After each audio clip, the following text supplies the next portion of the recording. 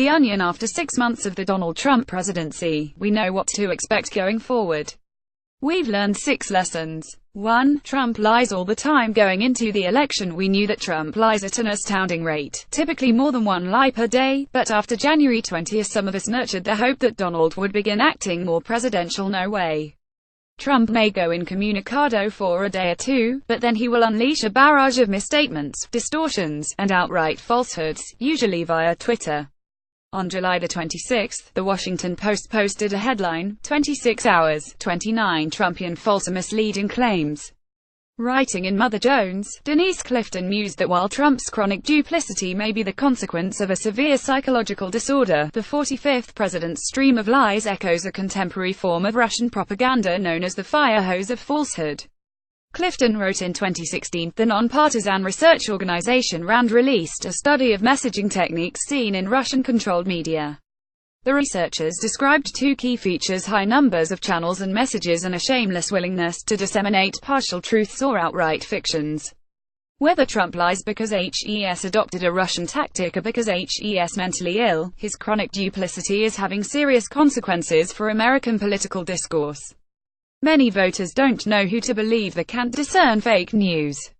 As a result, there's unparalleled polarization: voters who trust Trump and the majority who don't.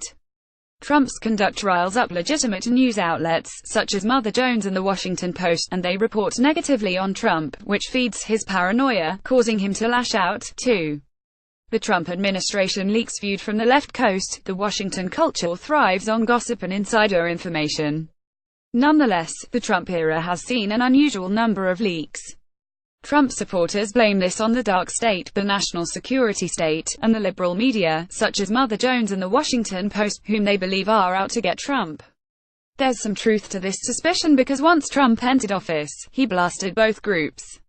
But there's another explanation: Trump has an unusually abrasive personality and a lot of Washington insiders don't like him. He lashes out and they respond by leaking. Whatever the cause, the leaks are likely to continue, which will contribute to Trump's paranoia. 3. Trump only cares about Trump. After the election, there was a brief interval where some Americans thought, I didn't vote for Trump, but whether I like it or not, HES the president and I'm going to give him the benefit of the doubt. That period is over. The nation is divided between those who support the president, roughly 1/3 of the electorate, and those who do not, 2/3 of the electorate. Since January the 20th, Trump has made no attempt to reach out to those who either did not vote for him or did so reluctantly. He only talks to his base. And HES used his office to benefit his business interests. 4. Trump hasn't gotten the job done.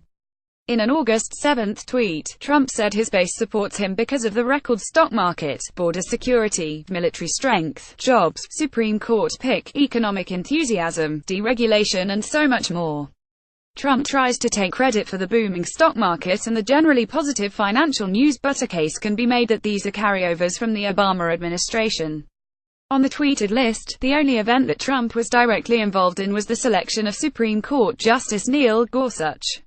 Trump's base expected him to keep his campaign promises, such as repeal and replace Obamacare, build a border wall, and lock up Hillary Clinton. None of these have been accomplished.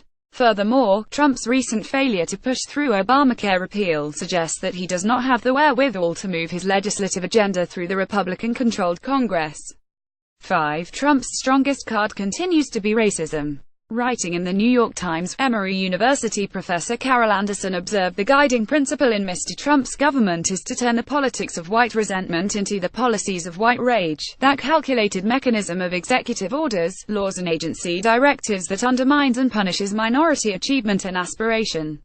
On August 2, Trump endorsed a Republican initiative, led by Senators Cotton and Perdue, that would dramatically change immigration policy and reduce immigration levels by 50%.